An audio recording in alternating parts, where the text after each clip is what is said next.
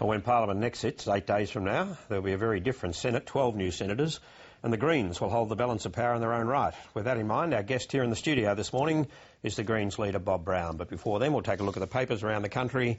And yesterday, duelling tax cuts on either side of the country was seen to be the main political story in the papers this morning, Karen. That's right, Barry. Both sides, both major parties offering tax cuts into the future, and the message from Tony Abbott is that his tax cuts won't have a carbon tax, so you'll get tax cuts without having to worry about the compensation from the carbon tax, which is a simple way of putting it. The government is saying that they expect that they'll need to compensate about $500 a year per household if they go with a $20 a tonne carbon tax. Julie Gillard's saying 9 out of 10 households would be compensated.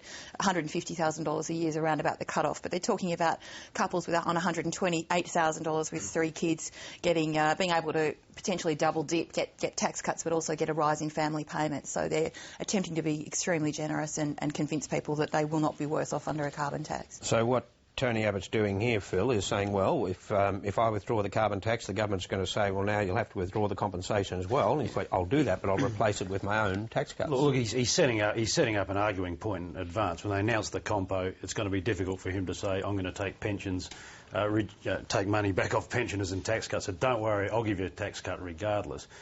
Slight problem. How are you going to pay for it? I mean, well, yeah, we know how the government's paying for it. They're paying it through the carbon tax. And look, without it, yeah, the tax cuts the government's giving you are not because they just want to give you a tax cut. It's actually to help you cope with it's part of the policy, if you like. So, rule of thumb, it's going to cost about $6 billion a year in household compensation. So Abbott's essentially going to match that in kind, but he hasn't got the revenue, so he's got to find at least $6 billion. You're talking $24 billion over the forward estimates.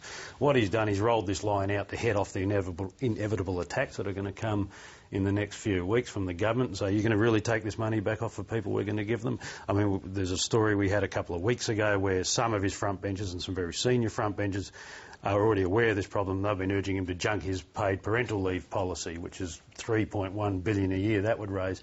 Just collect the revenue, but give it to pensioners. Well, so he might do that. He's got to look for $6 billion and saving. That's a lot. You can start with your own spending.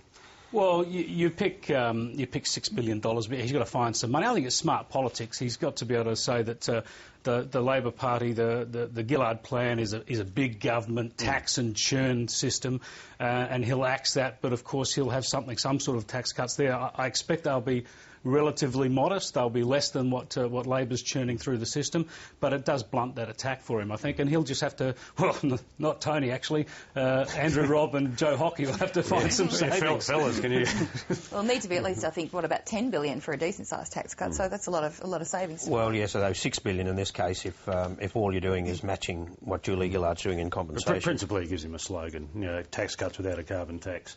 Yeah. And, well, he needs another one of those, does he? Well... OK, the Liberal presidency, Chris, was decided yesterday. Alan Stockdale beat Peter Reith, 57 votes to 56. It's as narrow as it gets, Barry. One vote, of course, and we're told that Tony Abbott, of course, voted